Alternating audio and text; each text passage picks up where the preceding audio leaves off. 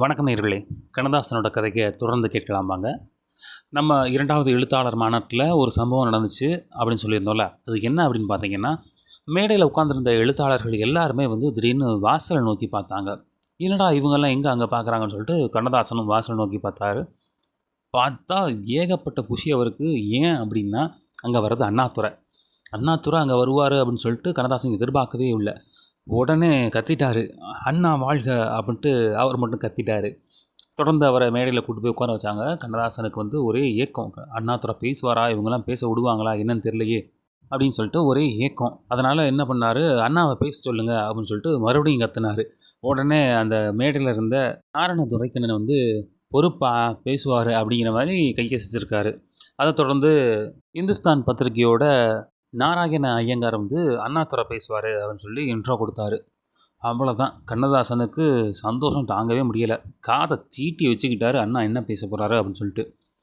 ரொம்ப அருமையாக அண்ணாதுரை பேசியிருக்காரு. அதை கண்ணதாசன் குறிப்பிட்டதிலேயே நமக்கு தெரியுது. அதை என்ன எழுதியிருக்காரு கண்ணதாசன் அப்படின்னா, அண்ணாதுரை எழுந்து ஒலிபெருக்கியின் முன் வந்தார். எழுத்தாளர்களை பற்றித்தான் அவர் பேசினார். எப்படி எழுத வேண்டும் என்பதை விளக்கினார்.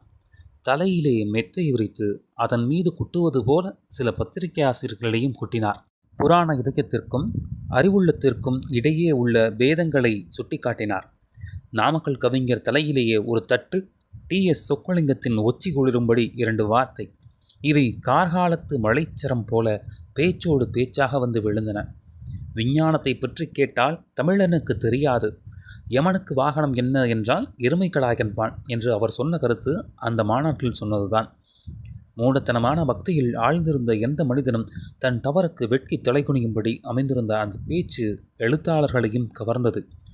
ஆனாலும் எந்த எழுத்தாளரும் அந்த எண்ணங்களுக்கு சாதகமாக தங்களை காட்டிக்கொள்ளவில்லை. அவன் ஒருவன் மட்டும் அந்த பேச்சினுடைய சுதியில் லயித்து கிடந்தான். அதேபோல சிலம்புச்செல்வர் மாப்போசி அவர்கள் மாநாட்டில் வந்த 2 தீர்மானங்கள் காட்டிய பிடிவாதமும் நேர்மையும் அவனை கவர்ந்தன. இதை முடித்தோன்னே அவர் மாப்போசியை போய் மீட் பண்ணியிருக்காரு. அங்கே என்ன நடந்திருக்கும் அடுத்த பதிவில் பார்க்கலாம். தொடர்ந்து ஆதரவு கொடுங்க.